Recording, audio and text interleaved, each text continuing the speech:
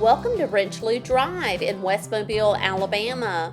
This home is conveniently located near USA Providence Hospital and the University of South Alabama campus, and has a 2-car attached carport. This is a split floor plan with 3 bedrooms on this side of the house and the 4th on the other side of the kitchen.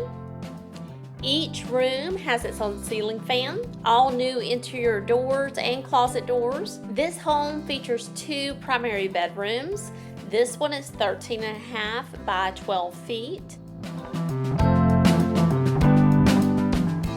This home features multiple walk-in closets.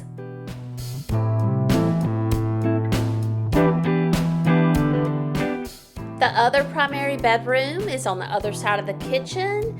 It is 18.5 by 20, and it has split brick floors, the 3rd bathroom, a large closet, and the laundry room off of this room. So you can decide if you want to use this for your 4th bedroom or your bonus room. Call today for your private showing, 251-234-9919. Do you need to sell before you can buy? No worries, I've got you covered.